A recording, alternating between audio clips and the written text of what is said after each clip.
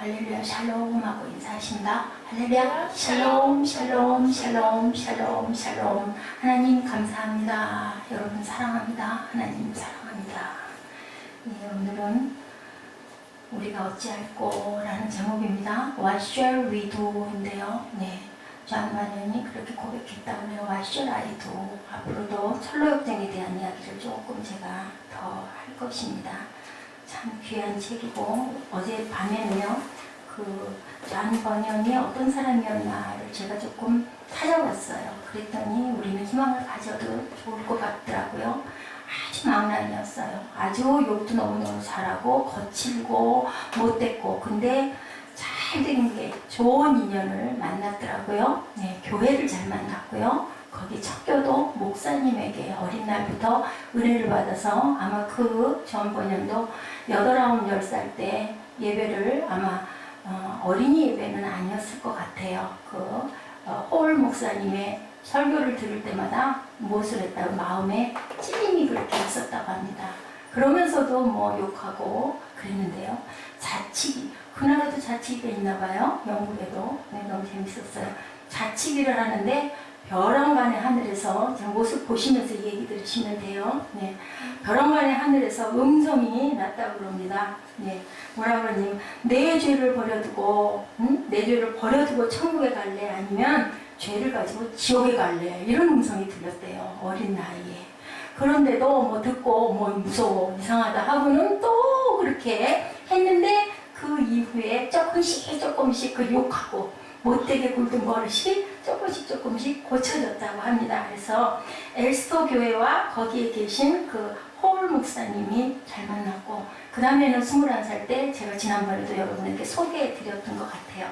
우리 블로그에 한 6, 700명씩 사람들이 그래도 와서 보고 가기도 하고 퍼가기도 합니다. 그동안 제가 또 열심히 많이 눈이 아파요. 많이 찾고 또 올리기도 하고, 저도 또 은혜를 받고, 그렇습니다. 많이 관심 가져주시기 바랍니다. 할 수 있는 게 그런 거밖에 제게는 없는 것 같아요. 지옥에 될까봐 설교를 들을 때마다 무서웠대요. 많이 겁이 나고 무서웠대요.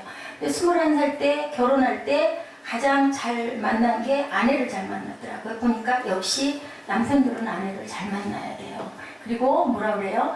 아내들을 핍박하고 미워하면요, 자기 자신을 미워하는 거래요. 아내를 사랑하는 건 자신을 사랑하는 거라고 하나님 말씀에 있어요. 그리고 아내를 사랑하지 않고 핍박을 하면 하늘로 올라가는 기도의 줄이 막힌다고 그랬거든요. 그렇기 때문에 분명히 남편들은 아내에게 잘해줘야 돼요. 아내가 설령 조금 미운 짓을 하더라도 예쁘게 봐야 되십니다. 1649년에요. 결혼할 여자를 구해서 21살에 식을 올렸는데 아주 찢어지게 가난한 생활을 했다. 아무것도 없었대요. 더 이상 가난할 수가 없을 만큼 그렇게 가난했다라고. 심지어 접시 하나에 스푼 하나도 없었다. 접시 하나에 스푼이야 왜 없겠나. 근데 없죠. 정말 없었대요. 근데요, 아버지가 아주 신실한 기독교 여인이셨던가 봐요. 결혼할 때 딸에게 떼랑 책 2권을 지난번에 제가 말씀드렸죠. 그런데 좀 제가 자세하게 이것을 제가 발췌했습니다. 아서 텐트에 평범한 사람이 천국 가는 길. 천국 갈 사람이었어요. 존 번연은. 그것과 루이스 베일리의 경건의 실천이라는 책을 줬고요. 아내가 남편이 얼굴 거기 나오지 않았던가요? 아주 무락부락하니 생겼어요. 존 번연이면 날씬하고 곱고 이렇게 생긴 사람이 아니에요. 쭉 하시다 보면 존 번연 얼굴이 나오는 게 아마 있을 거예요. 얼굴이, 아까 저 입이요, 설교할 때 입이에요. 아주 불을 토하는 것 같이 저러다 붙잡혀갔잖아요. 감옥에 붙잡혀가서 12년 동안 있었는데, 거기서 있으면서 뭐 했어요? 철로역정 책을 썼죠. 근데 아주 수염도 막 이렇게 생기고요. 뭐 이렇게 생겼어요. 뚱뚱하게. 근데 아내가, 이 사람이에요, 이 사람. 하나도 제가 생각했던 그런 모습은 아니더라고요. 꼭 뭐 같으냐면요, 해적선에 나오는 선장 같은 그런 모습으로 생겼더라고요. 근데 아까 말씀드린 대로 크리스토퍼 홀의 설교를 듣고 자주 양심의 가책을 느꼈고, 아내가 책을 읽어줬어요, 남편에게. 그리고 또 하나 잘한 거는 꼭 주일날 교회를 데리고 나간 거예요. 나와가지고 앉아서 설교를 들을 때마다 가슴이 찔려가지고 어떤 생각을 했느냐, 나는 아무래도 천국을 못 갈 거야. 그러면서 괴로웠다, 불안했다, 괴로웠다. 그러다가 그냥 어떻게 했어요? 덜컹 하나님을 만난 거죠. 그리고 잠언 말씀이 늘 가슴에 욥기 21장 14절 말씀이 그걸 막 계속 피했대요. 거기에 나온 어떤 대목을 가지고 피했냐면 이런 말씀이 있어요. 2장 14절에 21장 14절에 그러할지라도 그들은 하나님께 말하기를 우리를 떠나소서 우리가 주의 도를 알기를 즐겨하지 아니하나이다. 이 말씀을 들으라는 뜻이 아니잖아요. 전후를 살펴보면. 근데 그 말만 와가지고 나를 좀 떠나달라고, 내가 주의 말씀을 듣기를 즐거워하지 않는다고 그걸 그렇게 많이 피해 다녔다라는 얘기가 있어서 제가 그걸 보면서 엄청 웃었어요. 항상 확신이 아닌 심판으로 나를 따라오셨다라고 나중에 그 잠언이 자기 고백을 하면서 이런 내용들을 써놓은 걸 제가 저희 블로그에다가 퍼서 올렸습니다. 언젠가 나는 강 위에, 근데 그 세 번에 지난번에도 여러분에게 말씀드렸지만 간증이 있었죠. 강 어귀에 빠졌다가 구사일생으로 살아났어요. 한 번은 배에서 떨어져 베퍼드가 아니라고 그러죠. 그때도 하나님의 자비로 건짐을 받았는데, 그리고 또 얼마나 그 개구장이었는 줄 몰라요. 보니까 뱀을요 막대기로 뒤통수를 쳐가지고요 입을 벌리고 그 속에 있는 독침을 뽑아냈대요. 기절을 시킨 다음에. 그러면서 그때 그 얘기가, 만약에 하나님이 나를 보호하지 않으셨으면 나는 아마 그때 죽었을 거다. 뱀 입에다 손을 집어넣어가지고 독침을 뽑아낼 정도로 이렇게 아주 장난꾸러기 그 잠번연. 그러니까 우리는 충분히 희망이 있어요. 이 사람보다는 그렇게 심하게 장난스럽고 심하게 못되지 않았지 않습니까? 그래서 아주 여러분들하고 이 말씀을 좀 함께 나누려고 제가 이것을 챙겨봤습니다. 오늘 말씀, 본문 말씀을 좀 같이 찾아보도록 하시는데, 오늘은 우리 말씀을 한번 천천히 고백하시면서 한번 읽어보시도록 하십니다. 너무 흥분해가지고 본문 말씀이 오늘 책이 또 한 권 있어요. 노란 화살표 방향으로 걸었다. 그 김동희 작가, 김동희의 셋째 부인이더라고요. 그 작가가 그 서영희라는 그런 분의 그 자기가 나이가 저는 부끄러웠어요. 저는 지금 막 뭐 다리가 어떻고 얘기하잖아요. 66세 아주 작가 활동도 많이 하고 이상문학상도 탄 그런 분이에요. 그래서 그것도 아마 그 세빛 블로그에 올라가 있을 겁니다. 그 노란 그 화살표의 방향으로 걸었다. 산티아고 순례의 길을, 그게요 장정 그 대장정이 40일이 걸리고요 800km를 걸어야 된대요. 무조건 순례의 길을 가야겠다 하면요 거기서 그 표지박 같은 거 하나를 준대요. 간다 그러면 그 입구에서. 그럼 그거를 배낭에다 짊어매고 40일 정도를 가야 끝까지 갈 수 있대요. 거기서들 뭐를 하고 오느냐면요 자기 운동화를 태우고 온다고 하더라고요. 그 완주를 한 사람들은. 근데 다들 너무 길고 너무 힘드니까 못 가고 앞머리 갔다가 그 다음에 비행기를 타고 끝머리에 가가지고 기념 촬영만 하고 온다라는 그런 재밌는 얘기가 있어요. 사도행전 우리 2장 말씀에서 은혜를 받으시기 바랍니다. 제가 전하는 말씀보다는 우리 성경 말씀을 한번 꼼꼼히 우리 교독을 한번 해보실까요? 여기가 말세에 성령을 부어주시는 이유에 대해서 나와 있어요. 그래서 제가 어디를 잘라서 같이 합독을 좀 하고 싶은데, 오늘 문득 여기 강단에 섰을 때 그 마음이 왔는데, 그거보다는 우리 조금 길지만 41절까지 끝이거든요. 그거 한번 뜻을 깊이 생각하시면서 앞뒤, 아까 잠번연처럼 고말 욥기의 그 말씀 그 문맥만 잘라서가 아니라 이러이러해서 이렇게 우리가 어찌할꼬라는 고백을 했구나라는 것을 한번 묵상하는 그런 시간을 좀 가져보도록 하겠습니다. 말씀은 짧게 전하겠습니다. 제가 먼저 읽고 우리 교독하시죠. 베드로가 11사도와 함께 서서 소리를 높여 이르되 유대인들과 예루살렘에 사는 모든 사람들아 이 일을 너희로 알게 할 것이니 내 말에 귀를 기울이라. 내가 읽으세요? 네, 같이 읽으시면 돼요. 내가 주의 확신이 너희 생각과 같이 이 사람들이 취한 것이 아니라 이는 곧 선지자 요엘을 통하여 말씀하신 것이니 일렀으되 하나님 말씀하시기를 말세에 내가 너희 영은 모든 육체에 부어주리니 너희 자녀의 예언할 것이요 너희의 젊은이들은 회사하고 너희의 늙은이들은 꿈을 꾸리라. 그때 내가 내 영을 내 남종과 여종들에게 부어주리니 그들이 예언할 것이요 또 내가 너희로 하늘에 사는 기사를 아래로 땅에 사는 중절을 베풀리니 곧 피와 불과 연기로다. 주의 크고 영화로운 날이 이르기 전에 해가 변하여 어두워지고 달이 변하여 피가 되리라. 누구든지 주의 이름을 부르는 자는 구원을 얻으리라 하였느니라. 이스라엘 사람들아 이 말을 들으라. 너희도 아는 바와 같이 하나님께서 나사렛 예수로 큰 권능과 기사와 표적을 너희 가운데 베푸사 너희 앞에서 그를 증언하셨느니라. 너희들 잠깐만요. 사도행전 2장 23절 주변 찾아놨다가 따라서 여기 어른들 하실 때 함께 읽어. 알았지? 사도행전 2장 23절 주변을 찾았다가 읽도록 해.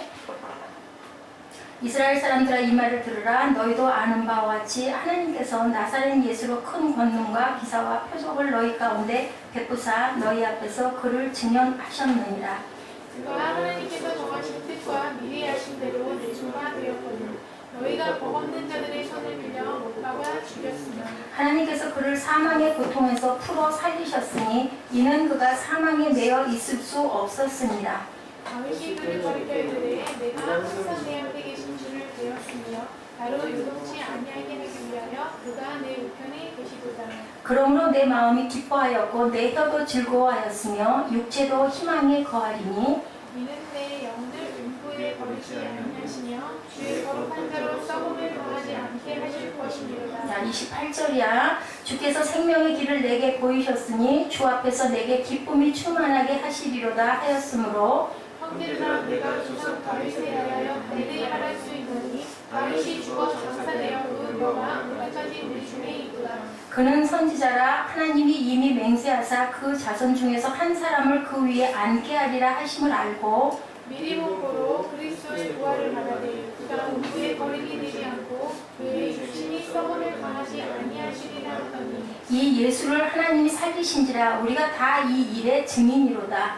하나님이 오른손으로 예수를 높이시네. 그가 약속하신 성령을 우리 주님께 받아서 너희가 보고 듣는 이것을 부어주셨느니라. 다윗은 하늘에 올라가지 못하였으나 친히 말하여 이르되 주께서 내 주에게 말씀하시기를 내가 내 원수로 내 발등상이 되게 하기까지 너는 내 우편에 앉아있으라 하셨도다 하였으니 그런즉 이스라엘 온 집은 확실히 알지니 너희가 십자가에 못 박은 이 예수를 하나님이 주와 그리스도가 되게 하셨느니라 하니라. 그들이 이 말을 듣고 마음을 치려 베드로와 다른 사도들에게 물어 이르되 형제들아 우리가 어찌할꼬 하거든 합독하십니다. 베드로가 이르되 너희가 회개하여 각각 예수 그리스도의 이름으로 세례를 받고 죄사함을 받으라. 그리하면 성령의 선물을 받으리니 이 약속은 너희와 너희 자녀와 모든 먼 데 사람 곧 주 우리 하나님이 얼마든지 부르시는 자들에게 하신 것이라 하고 또 여러 말로 확증하며 권하여 이르되 너희가 이 패역한 세대에서 구원을 받으라 하니 그 말을 받은 사람들은 세례를 받음에 이날의 신도의 수가 3,000이나 더하더라. 아멘. 네, 베드로가 설명하고 성령이 그 불처럼 임한 그 내용이 여기 쭉 적혀 있죠. 그래서 성령을 받은 교회에 나타나는 표적들이 쭉 나와 있어요. 사도행전 2장 그 하반절에는 나타나 있습니다. 그래서 지금 그 사미노 산티아고는요 스페인의 수호성인으로 알려진 누구요? 야고보의 무덤이 있는 곳이다 그래요. 그렇게 야고보가 그 유럽 각지로 다니면서 말씀을 그렇게 전파를 했다고 하네요. 예. 그 아름다운 순례길이 굉장히 고통스럽고 힘들지만 그것을 1800km를 40일을 걸려서 걷는 그 대장정의 길들을 가면서 그 사람들은 과연 어떤 생각을 여러분들 했을까요? 예. 사람들은 걷는 것에 집중해서 정말 내가 완주할 거야. 저는 한번 생각해 봤어요. 나는 어떤 부류가 될까? 내가 만약에 갈 수 있다면 갈 수 있을 수 있겠죠. 소망을 가져야 되겠죠. 그 서영이 그분이 갔으면 저라고 못 갈 건 없어요. 그분은 유서를 써놓고 출발을 했대요. 내가 죽으면 죽으리라. 근데 그분은요 12년 동안 신앙생활을 했는데 이제는 내가 꼭 뭔가 변해야 되겠어. 달라져야 되겠어. 하나님을 꼭 만나고야 말 거야 하고 그 길을 나섰다고 그래요. 그 바람에 우리나라가 지금 세계에서 2위로 그곳을 많이 찾고 방문을 한다라고 통계가 나와 있더라고요. 깊은 사색을 하면서 걷는 사람들 마음에 안식과 평화를 찾아서 걸으면서 그죠? 시간을 잊어버리고 걷는 거죠. 그냥 아니면 뭐 누구 벗들이 있을 수도 있고 하겠지만 그곳에서 하나님을 만나고 싶다라는 사람들이 참 많대요. 그리고 이 작가는 그곳에서 하나님을 만났다라고 나중에 인터뷰에서 얘기를 하고 있습니다. 예, 굉장히 작은 동네라고 합니다. 스페인의 북서쪽 도시 산티아고 스텔로로 향하는 순례의 마지막 종착지에 자리 잡고 있대요. 야고보의 무덤은요. 예, 그래서 사람들이 그곳을 향해서 가는데요. 그곳을 향해 가는 모든 사람들은 과연 어떤 종류의 사람들일까 저는 생각해 봤습니다. 구도자들이겠구나. 왜냐하면 나는 도대체 어디서 와서 뭘 하며 어디로 가고 있으며 과연 나는 하나님을 정확하게 알고 있나. 정말 깊이. 왜냐하면 세상에서 우리가 너무 바쁘게 살아가니까 정말 좀 조용하게 뭐 핸드폰이고 뭐고 그런 것 좀 다 비우고 그죠? 그렇게 하나님과 나와의 어떤 기도를 구도를 하고 싶다라고 찾아 나서는 사람들, 영어로는 seeker라고 하죠. S-E-E-K-E 말입니다. 제가 발음이 좋지가 않아서 단어를 여러분들에게 알려드립니다. 모든 사람들이 구도자일 거예요. 그런 자세로 세상을 살아가야 될 것인데 우리는 무엇 때문에 그렇게 바쁘게 정신없이 살아갈까? 우리 낌동이들 소리 내지 않기, 예배에 참석하는 건 고마운데 방해를 하면 안 돼요. 어떤 일이 일어나면 조용하게 정리하기. 제가 말씀드렸듯이 그분은 66세에 유언장을 써놓고 출가를 했다고 그러죠. 17년 동안이나 명목상의 크리스찬. 명목상의 크리스찬이었는데 이 사람은 정말로 이제는 좀 뭐가 달라져야 되겠고 이게 도대체 뭐냐 하셨을 거예요. 그렇기 때문에 그 긴 길을 각오를 하고 아마 한두 번 마음 먹지는 않았겠죠. 열심히 생각하다 결단을 내리고 출발을 한 것 같아요. 자, 진지한 구도적이 되기 위한 준비의 첫 단계는 무엇일지 우리 사도행전 2장 37절을 놓고 또 그 앞뒤 문맥을 저희들이 읽어봤는데 그것을 저희들이 한번 읽은 다음에 이 사람들이 3,000명씩이나 구원된 게 뭐예요? 아, 예수 그리스도가 예수님이 정말로 하늘의 하나님의 아들이시고 우리가 성령을 받아야 물과 그 불로 그죠? 성령으로 거듭나야 우리가 천국을 갈 수 있다라는 생각을 했기 때문에 다들 겁나고 무서워서 그 감동보다는 제 생각에는 3,000명이 구원이 됐다라는 거냐 나도 천국 갈 거야 나도 천국 갈 거야 나도 할 거야 그래서 구원을 그렇게 많이 받게 됐구나라는 것을 저도 어젯밤에 또 비로소 더 깊이 생각했습니다. 말소리 내지 않기, 어? 메모로 쓰기, 얘기할 일 있으면 왜 이렇게 얘기가 많아? 여지껏 놀다 들어왔는데 제발 예배 때는 조용히 해주기. 훈련이야 이것도. 진지한 구도자가 되기 위한 준비가 있다면 과연 무엇이 필요할까요? 어떻게 해야 될까요? 우리 아까 사도행전 2장 말씀 읽었잖아요. 하나님의 말씀을 들어야 할 줄로 믿습니다. 말씀은 뭘까요? 하나님 우리에게 알려주시는 뭐예요? 특별 계시죠? 스페셜 내비게이션이에요. 내비게이션. 우리의 생활의 내비게이션이 아주 생활화됐죠. 이런 것처럼 특별한 계시, 특별한 길 안내, 어느 길? 하늘길. 하늘길 가는 내비게이션이 바로 뭘까요? 성경입니다. 뭐 목사가 얘기하는 말이 하나님 말씀을 전하는 거니까 예, 제 말씀을 들어주시는 거지만 중요한 것은 성경 말씀이 가장 중요한 거죠. 그걸 제가 이해하시라고 풀어드리는데 우리 그 교회 성도님들은 다 잘 아시니까 그래서 제가 시간을 차라리 열심히 한번 읽어보자. 성경 솔직히 여러분들 얼마나 읽으세요? 네, 제 생각엔 그래요. 언젠가부터 마음이 온 건데 한두 번 말씀드린 적도 있었던 것 같아요.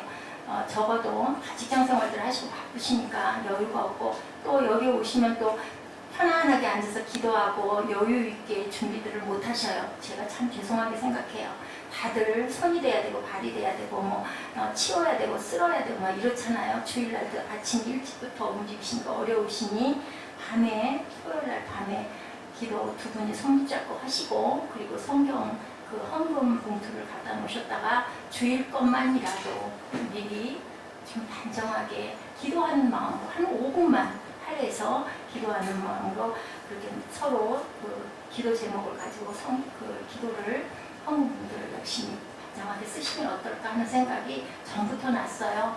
막 섬기시다가 그냥 틈내가지고 그걸 쓰려고 하시니까 급하니까 글자가 작고 덧칠을 하게 되고 웃자가 나오고 또 그걸 또 버리고 새로 쓰자니 또 조금 아까운 마음도 드실 거예요. 그래서 그런 것 같아서 이것은 제가 읽는 거 불편하고 이런 건 상관없어요. 어차피 나중에 태워질 거 그렇게 생각하지 마시고 정말 정성을 누구에게? 하나님께 드리는 예배 재물이다 생각을 하고요. 예, 아브라함이 그랬죠. 밭을 그냥 준다고 하죠. 그랬더니 안 된다라고 얘기를 해요. 모세도 그랬어요. 꼭 돈을 치러야 되겠다. 그래야 내가 하나님께 드릴 수 있다. 다윗도 그랬어요. 그냥 공으로 준다고 그래요. 찾아갔는데 거기를 가라고 그러셨거든요. 타작마당에 갔을 때 그랬네요. 제가 사무엘 하를 묵상을 하고 있는데 거기에서 그냥 내주겠다고 하니까 아니라고 꼭 받아야 된다고. 이런 것처럼 하나님께 예배를 드릴 때는 재물이 분명히 필요해요. 헌물이 필요한 거예요. 그 말씀으로 봤을 때. 물론 우리가 또 하나가 없을 때도 있지만 어쩔 수 없지만 그때는 저는 그래도 내 기도 제목은 올려야 된다고 생각을 합니다. 그런데 우리가 일주일내 마음을 작정을 하면 뭐 담은 1,000원이라도 상관없죠. 그렇게 해서 단정하게 중요한 건 하나님께 올리는 게 중요해요. 얼마가 중요한 게 아니라 마음 중심이 굉장히 중요한 겁니다. 제가 잠깐 옆으로 간 얘기를 했는데요. 자, 하늘의 말씀을 우리가 들어야 되는데 그것은 바로 그 성경 안에 있는 거죠. 잔 번연이 그 귀한 책을 쓸 때도 무엇을 풀어 쓴 거예요? 자기의 감동을 성경 말씀에 쓴 거예요. 그래서 판권이 없다고 그래요. 그 철로역정은. 그래가지고 굉장히 여러 나라 말로 번역이 돼 나오는데 철로역정이 성경 말씀에 하나도 없는 그 철로역정도 있대요. 만화도 나와 있잖아요. 그죠? 그렇기 때문에 그거는 오리지널이 아니고 원래 철로역정에는요 거의 다 무지하게 많은 성경 구절들이, 왜냐하면 잠번연이 감옥에서 감동받으면서 또 하나의 책 2권을 가지고 봤다고 그랬죠. 성경하고 그 책하고 제가 이 책 제목을 잊어버렸습니다. 지난번에 제가 여러분에게 말씀을 드렸는데 그걸 그렇게 열심히 읽었다고 그러죠. 그러면서 그 12년 동안을 있으면서 그렇게 아까도 보셨잖아요. 모습이 공부를 멀리했던 사람이에요. 가난했고 그 공부를 안 했던 사람인데 그런 대작을 썼다고 그랬죠. 그래서 이 철로역정의 내용의 첫 번째 보면요, 첫 페이지를 펼치면 1페이지에 이렇게 나와 있어요. 세상의 광야를 헤매다가 동굴이 있는 곳에 이르렀어요. 잠번연이. 그래가지고 오늘은 여기서 내가 좀 쉬어가야 되겠다라고 생각을 하고 짐을 풀고 깜빡 잠이 들었는데 꿈을 꾼 거예요. 우리 뭐 채은이가 우리 교회 꿈을 꿨다고 예지가 얘기를 해서 그건 하나님 꿈이야 라고 얘기를 했어요. 하얗게 생겨있는 빛 가운데서 어디를 갔는데 점점 자기가 까매지고 거기에 뭐 목사님도 보이고 나중에 전도사님이 채은이니? 하면서 잠이 깼는데 이게 도대체 이상하다. 하나님이 때로는 그죠? 우리 교회를 오다가 아는데 저는 그래도 기뻤어요. 의식 안에, 무의식 안에 우리 교회 식구들이 우리 친구들뿐만이 아니라 저도 들어있고 전도사님 모습도 들어있구나라고 생각이 들어서 아마 채은이는 언제 우리 교회가 아니어도 꼭 하나님을 잘 믿을 거다라고 얘기를 했고 예지보고 꼭 전해주라고 그 얘기를 꼭 해라라고 얘기를 했습니다. 여기 그 잠번연도 잠이 깜빡 들었는데 한 남자가 서 있는 거예요. 진짜 곤하고 남루한 옷을 입고 등에는 무거운 짐보따리가 꿈이에요. 꿈. 자기는 이제 짐을 내리고 자려고 딱 깜빡 잠이 들었는데 그 꿈을 꾼 거예요. 한 남자가 서 있는 거예요. 짐보따리가 너무 무거워서 엉덩이 밑으로 쭉 처지는 그 짐보따리에 옷은 남루하고 빼질빼질하고 그런 차림을 한 남자가 손에 어떤 책을 한 권 들고 있는 건데 책을 들고 있는데 이 잠번연은 자면서 본 거예요. 그 사람은 꿈에 봤으니까. 이걸 들고서 있다가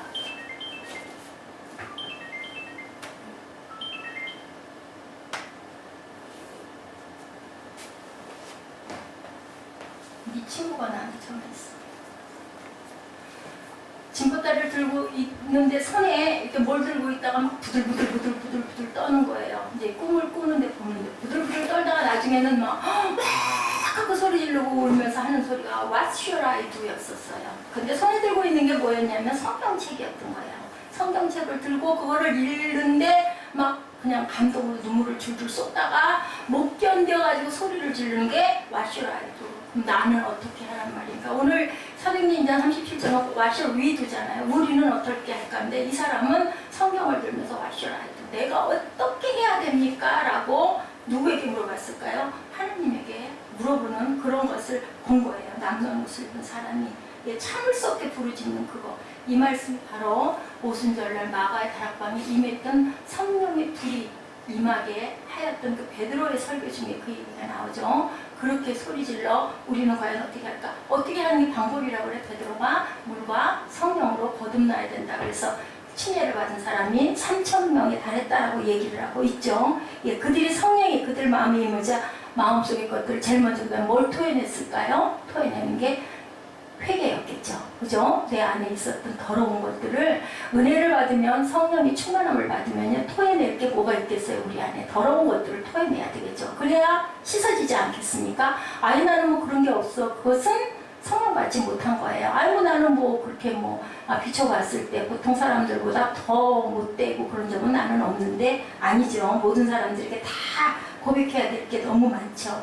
성령이 임한 사람들은 내가 어떻게 할까요? 하고 외칠 수밖에 없는 거죠. 저도 그랬으니까요. 하나님 제가 그러면 무엇을 어떻게 할까요? 그렇게 여쭤보게 돼요. 그리고 정말 펄펄 뛰면서 그 무슨 눈물이라고 할 수 없는 그 눈물을 쏟게 되는 거죠. 우리의 마음에 임했을 때. 많은 사람들은 어때요? 설교를 들으면 오늘도 마찬가지일 것 같은데 정말 안타까운 마음이 들어요. 성도님들이 많으면은요 대중적인 생각을 하게 되는데요. 그렇지가 않은 교회 목사님들일수록 그죠? 4명, 5명, 10분, 7, 8분 이런 분들에게 전하는 목사님들은 저와 같은 마음을 가질 것 같아요. 누가 하나라도 말씀 전할 때 말 한마디에라도 아니면 성경을 읽으면서 제가 자꾸 여러분들에게 읽게 같이 하는 거예요. 함께 읽자고 얘기를 하고 시편도 당연히 우리 같이 입술로 고백하시고 살아계신 하나님의 말씀입니다 하면 어떻게 받아요? 아멘하고 소리를 좀 내세요. 이게 교회가 무너지지 않거든요. 왜 소리를 못 내세요?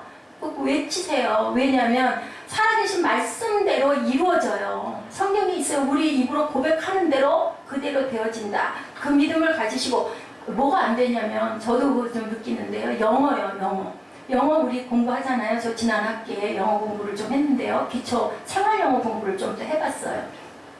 그러면 여기서 강사, 교수가 이렇게 계속 얘기하는 게 뭐라 그러냐면요. 입으로 자꾸만 소리를 내서 연습을 하라 그래요. 혼자 좀 하세요. 근데 저도 보면 다 아는 말들이 간단하고 쉬운 것들이니까 그냥 봐요. 입으로 이걸 안 하게 돼요. 근데 정말 성경은 읽으셔야 돼요. 하루에 한 장씩이라도 아니면은 반 장씩이라도 한 19절이라도 소리내서 읽으세요. 가장 중요한 게 읽는 게 중요해요. 읽다가 보면요. 아니면 들으세요. 이 소리가 나는 소리로 우리 핸드폰에 듣고 다 있잖아요. 요즘에는 없어서 성경 말씀을 못 보거나 못 듣는 일은 없어요. 더군다나 나이가 드신 분들이 아니면 하실 수 있으니까 그냥 좀 붙여서 읽으시고 입술로 고백을 하세요. 정직한 뭐 했을 때 나는 도대체 나는 어떻게 할까요? 라고 했을 때 내 대면이 이루어지는 거예요. 내 안에는 과연 뭐가 있나? 내 속에는 뭐가 있나? 나는 무엇 때문에 눌리고 있고 내가 무엇 때문에 적극적이지 못하고 있나? 내가 무엇 때문에 사는 게 기쁘지가 않고 자꾸 힘이 들고 갈등이 생기고 이렇게 고개가 자꾸 내려가나? 이런 것들을 저를 비롯해서 우리 여러분들 한번 내가 어떻게 할까요? 하고 하나님께 고백해 보시기 바라요. 과연 하루에 10분이라도 하나님을 기억하시는지요?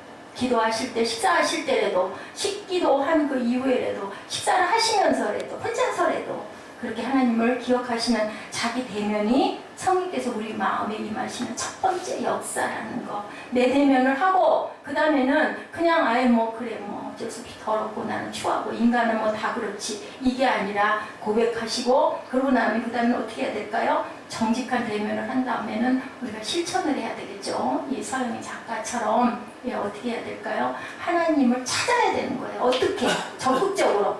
우리 김종국 형제님 얘기가 지금도 귀에 또렷해요. 하나님을 알고 싶습니다. 교회에 쉬었다 나오실 때 정말 반가웠고요. 정말 생각지도 않았던 얘기를 듣고 저는요 깜짝 놀랐어요. 저를 만나겠다고 했을 때 그리고 딱 그 말을 그냥 그 말만 믿었어요. 다른 어떤 뒤에 있는 의도나 뜻은 아무것도 생각 안 했어요.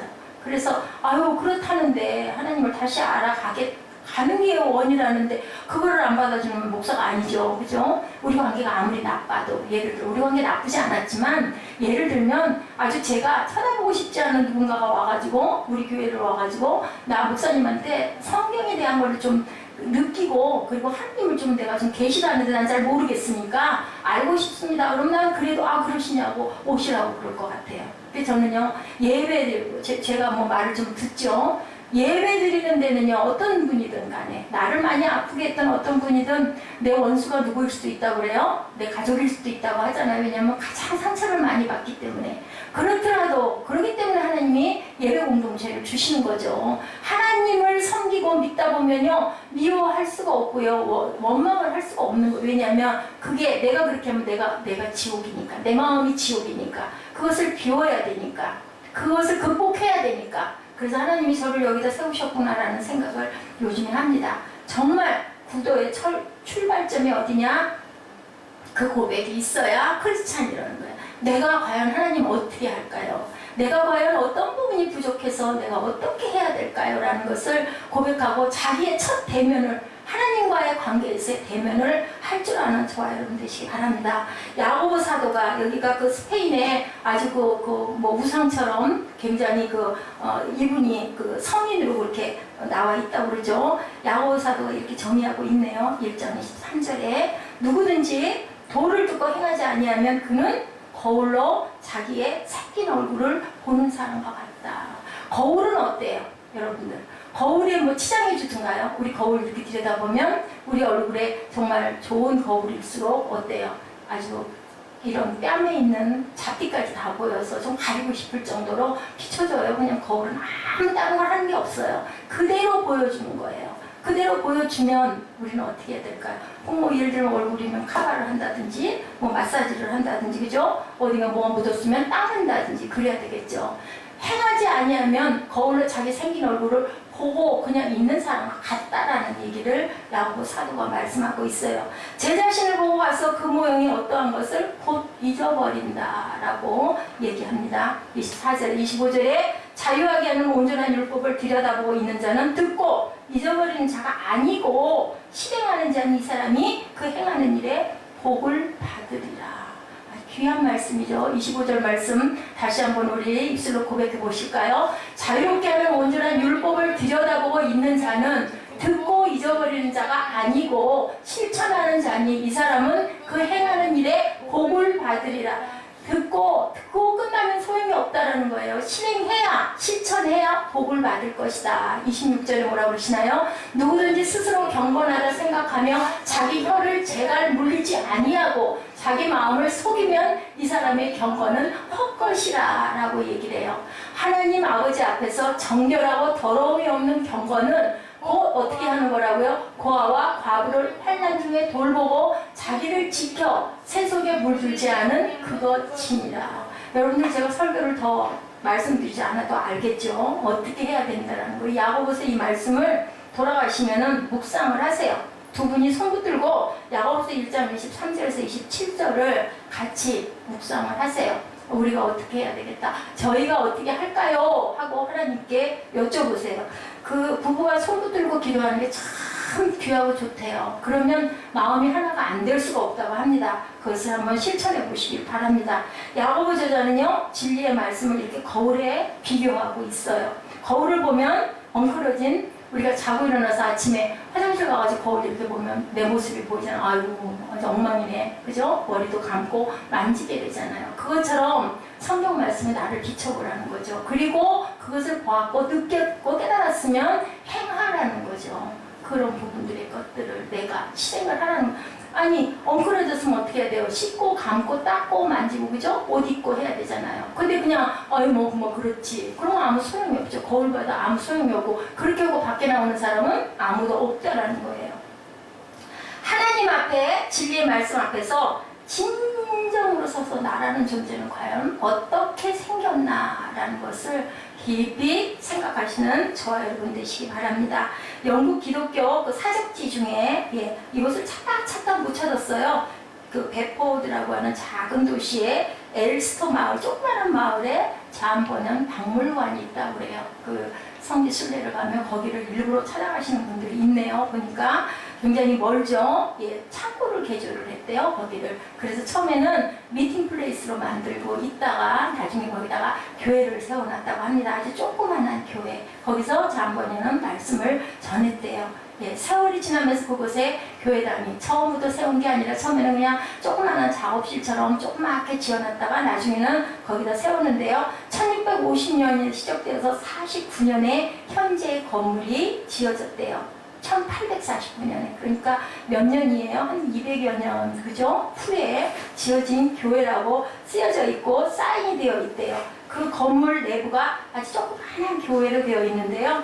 감옥에서 펜을 들고 거기에 보면 창문이 8개가 있는데 첫 창문에는 장본연이 그 책을 쓰고 있는 모습이 이렇게 그려져 있다고 합니다. 그리고 두 번째 창문에는요 8개의 그 스테인 글라스가 있는데요. 거기에는 무거운 진보다리를 들고 성경을 펴서 아까 제가 말씀드린 그 모습을 읽고 있는 모습, 그 남루한 차림의 그 사람의 모습. 그래서 8개가 잠번연이 어떤 그 은혜 받았던 걸어갔던 그런 곳들의 그 경치와 그 사람의 모습이 8개 창문에 그려져 있대요. 근데 이 길을 그 필그림 하우스에서 만들고 있다고 합니다. 우리가 이제 직접 거기 못 가는 사람들은 똑같이 조각을 해서 만들어서 거기에다가 철로역정의 그 모든 길들을 그렇게 해서 만들어가지고 많은 사람들이 와서 기도하고 은혜 받고 그리고 쉬고 나누고 가게끔 하는 그런 곳을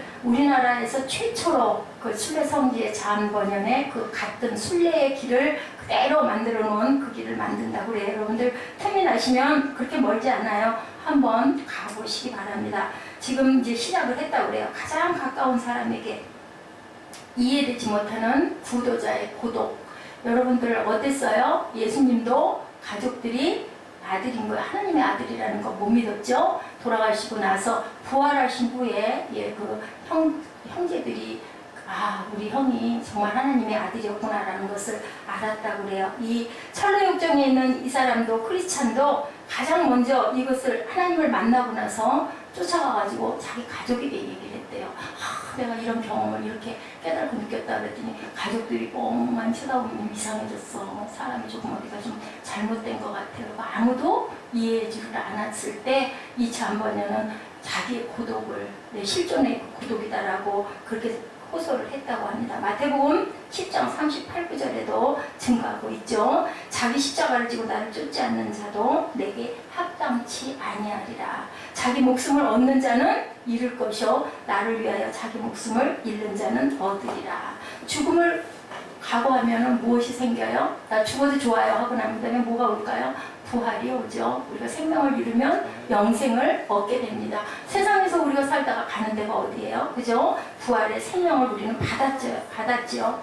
예, 그래서 아까 말씀드린 대로 첫째 조각상에는 무거운 짐을 지고 죄에 대한 깨달음을 얻고 어찌할까를 고민하는 정직한 대면의 모습이 나타나 있고요. 말씀 앞에서 자기의 정직한 대면을 우리는 만나야 되는데 그곳에는 뭐가 따라요? 대가가 지불이 돼야 되는 거예요.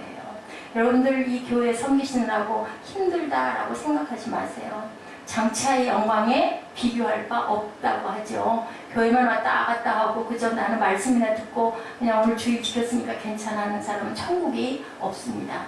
말씀드리지만 하나님을 정말로 온전하게 경외할 줄 아는. 근데 그게 사람의 힘으로는 어려우세요. 그럼 은혜를 받으셔야 돼요. 은혜를 받아야 되면 어떻게 해야 될 것인가? 집중을 해야 되죠. 내가 사랑하는 사람이 있으면 우리는 어떻게 되든가요? 자동으로 집중하게 되죠. 다른 건 아무것도 안 보이잖아요. 그죠? 사랑할 때는 그 마음으로 하나님을 다시 말씀드리지만 복을 주시는 하나님이기 때문에 내가 하나님을 사랑할 거야가 아니라 나는 그냥 하나님을 사랑한다. 왜냐면 나를 지으셨으니까. 내 아버지니까.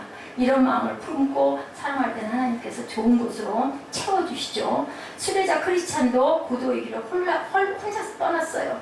그리고 거기서 무엇을 발견했어요? 하나님을 발견한 거예요.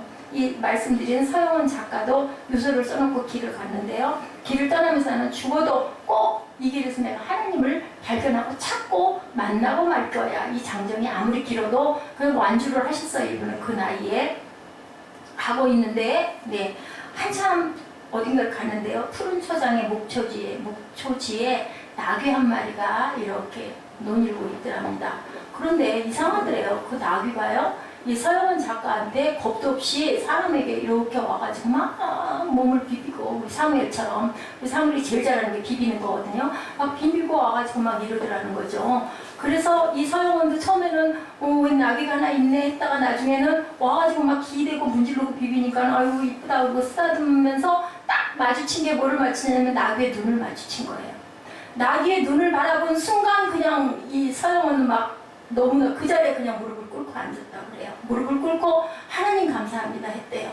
나는 드디어 하나님을 만났고 하나님을 보았고 하나님이 나를 기다리셨군요. 그냥 온 거예요. 그냥 그 나귀의 눈 속에서. 제가 말씀드렸죠. 내가 그 강아지의 눈빛을 믿지 못한다고. 무엇을 찾았을까요? 나중에 기자가 질문할 때 갔죠. 하나님 만났죠. 무엇을 찾았습니까? 물어볼 때 사랑을 발견했습니다. 그러면서 그 나귀의 음성 안에서 자기가 그 들은 음성은요. 누구도 의지하지 말아라. 홀로 나를 따라오너라 라고 그런 음성을 들은 거예요. 그래서 서영은 작가는 변화되었다라고. 나는 이제 정말 죽어도 여한이 없을 만큼 하나님의 음성을 만났다. 우리가 생각할 때는 무슨 나귀 쳐다보면서 무슨 하나님을 만났대인 건데 이 작가는 거기서 하나님을 만난 거예요.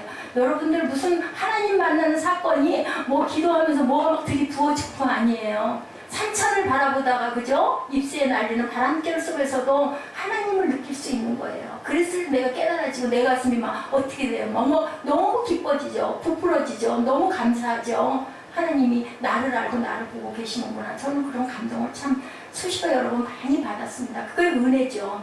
정말 은혜인 것 같아요. 그리고 우리는요. 그렇게 철저하게 혼자가 되고 고독해졌을 때 하나님이 나를 찾아오세요. 너무 번다하고 시끄럽고 사람들 속에 쌓여있고 하면 하나님이 나를 바라봐도 우리가 그 사람 쳐다보느라고 못 보는 거죠. 그러니까 이 서영은 작가에게는 이제 나만 바라보고 주변의 사람들 의지하지 말고 꼭 저에게 주는 말씀인 것 같더라고요. 나는 오래전부터 여기서 너를 기다리고 있었어. 그리고 나는 너를 알고 있었어. 오래 기다리고 있었단다 라고 말씀하시는 음성을 이 작가는 들은 거예요. 거기서.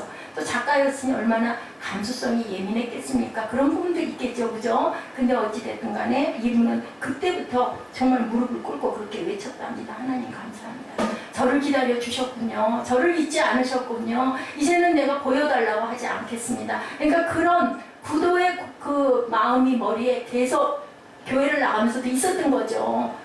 이거는 아닌데 내가 하나님을 정말 만났으면 좋겠는데 그냥 말씀을 들으러 예배만 가지만 이거는 뭔가 부족하고 아니다라는 뭐가 있었을까요? 갈증이 있었겠죠. 그렇기 때문에 이렇게 떠났고 그래서 하나님이 만나주신 거죠. 이제 이 길을 걷는 것으로 충분합니다. 다시는 주님을 보여주세요 하지 않겠습니다. 아마 기도하시는 분이었을 거고 기도하면서 아무런 감동이 없을 때 하나님 저를 좀 만나주세요. 보여주세요. 뭐 표징을 주세요. 그러지 않습니까? 이렇게 했을 것 같아요. 그랬더니 주님의 응답이었어요. 이제 너는 동행을 찾지 말고 의지하지 말고 혼자 걸어라. 나만 따라오거라. 이 길을 다녀온 후에 그랬을 때 인터뷰에서 그렇게 얘기했다고 합니다. 제가 찾은 것 사랑을 찾았죠. 사랑을 만났습니다.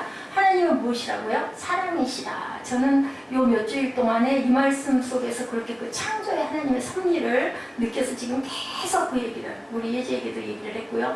계속 왜냐면 막 하고 싶어 죽겠는 거예요. 제가 어떤 그 짧은 것을 깨달은 그게 너무 기쁘기 때문에 막 이거 하나만 알면 다들 정말 살아날 텐데 하나님을 깨달을 텐데 하는 마음이 저는 왜 이 말이 와 하는 마음이 안 들까? 그런데 저는 그런 마음이 들어요. 하나님이시라는 거죠. 그 사랑은 그 나귀의 눈 속에 있던 눈빛의 그 따스함은 바로 하나님의 사랑이다. 뭐예요? 생명이라는 거죠. 거기서 깨닫고 그리고 그 내 마음에 하나님의 울림으로 하나님이 내게 직접 음성을 주신 거를 깨달은 거예요. 어떻게 하라고 그래요? 두드리라고 그러죠. 찾으라고 그러죠. 구하라고 그러죠. 구했더니 주신 거예요. 어떤 마음으로 구했더니 갇히고 갖고 있는 마음이 아니라 그 여정길을 걸으면서 내 속에 있는 모든 걸 다 비워내고 그냥 나는 하나님께 올인하고 걸었더니 하나님이 만나주신 거예요. 그 사건이 만나주신 거예요. 그게 바로 저의 구원이었습니다. 라고 고백했습니다. 제가 찾은 것은 내가 완전히 찢어지고 무너진 후에 여러분 대가를 치러야 한다고 아까 말씀드렸죠. 그 대가를 치르는 게 그게 가볍겠습니까? 여러분들 성전에서 봉사하시고 헌신하시는 게 편하든가요? 피곤하잖아요. 그죠? 그게 바로 하나님께 드리는 거예요.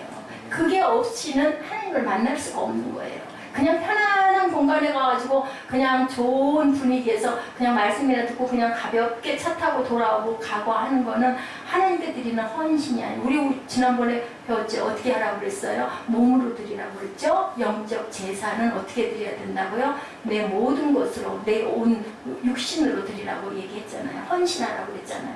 그것은 대가를 지불해야 된다니까. 그때 이 서영은 작가는 그렇게 얘기해요. 어떤 대가를 치르고서라도 내가 하나님을 만나고 변화되고 싶다고 그 길을 떠났다는 거예요. 이것이 바로 무엇이다라고요? 내가 찾고자 하는, 하나님 안에서 찾고자 하는 구도의 길이다라는 것을 여러분들에게 말씀드리고 싶어요.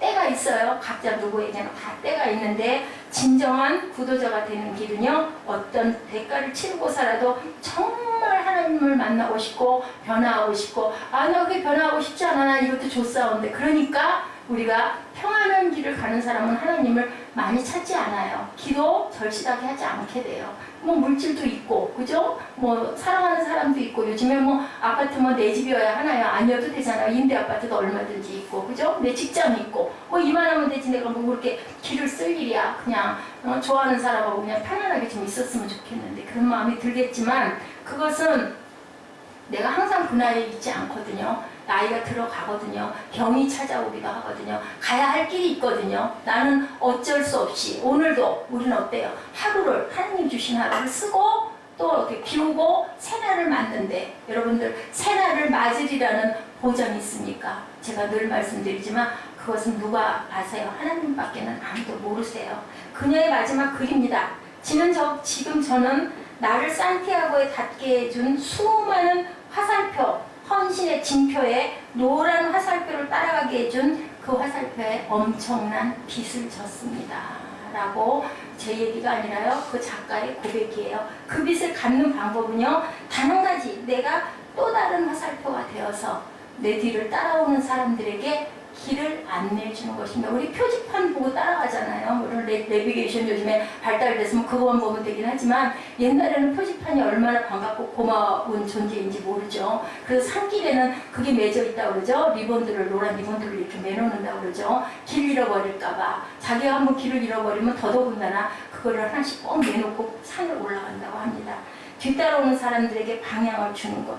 누군가에게 길을 제시해 주는 거죠. 방향을 알려주는 거죠. 그 방향은 어디에서 와요? 길이요 진리요 생명이라고 말씀하신 으뜸 화살표 주님에게서 오는 그 길을 우리가 알려주고 가야 된다. 여러분들 화살표를 만나셨습니까? 만나셨다면 내가 또 다른 작은 화살표가 되어야 되겠죠? 길이요 진리요 생명이신 하나님의 말씀의 화살표가 여러분들이 되어주셔야 돼요. 왜냐하면 우리는 빚진 자들이 그죠? 하나님께 은혜를 입었잖아요. 주님의 생명을 저에게 주셨잖아요. 그래서 우리가 새 생명이 됐으면 또 다른 생명을 살려줘야 되지 않겠어요? 바로 그 길을 우리가 가야 되는 거죠. 자, 정리합니다. 구도자는 하늘의 말씀, 하나님의 말씀을 들어야 되고 저기에 자기의 정직한 대면을 해야 되고 또한 대가를 지불하는데 그 대가가 땀이고 피와 눈물이에요. 근데 그 대가를 지불했을 때 진정한 구도의 길을 발견하고 하나님을 찾게 되고 하나님을 만나게 되고 천국을 소유한다라는 것 여러분들 잊지 마시기 바랍니다. 뭐라고 그래요? 노 크라운이라고 그러죠. 뭐가 없으면 노 크로스.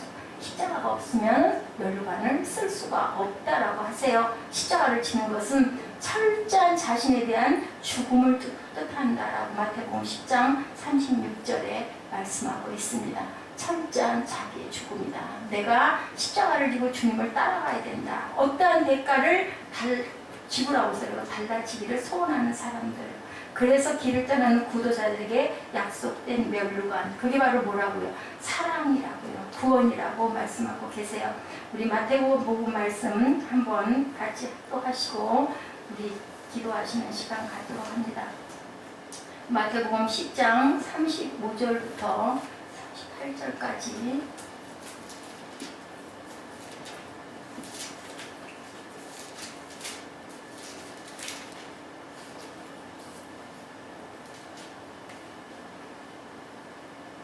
38절, 39절까지 우리 함께 34절부터 검을 주러 왔노라 라고 말씀하시는 구절이네요. 우리 함께 합독하시죠.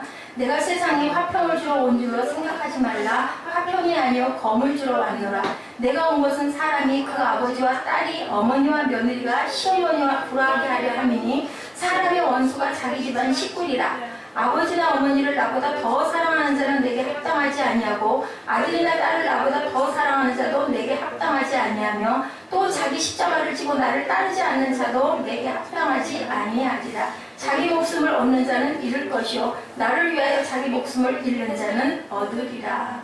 결코 가볍지 않은 말씀이에요. 그죠? 십자가를 지고 나를 따르지 않는 자도 내게 합당치 않고 자기 목숨을 얻는 자는 잃고 자기를 위하여 나를 위하여 자기 목숨을 잃는 자는 얻을 것이다. 너희들이 그렇게 했을 때 구원을 받을 것이다 라고 하나님께서 말씀하고 계십니다. 우리 일어서셔서 찬양하시고 축도는 서로 받도록 하십니다. 내 눈 주의 영광을 바라보죠.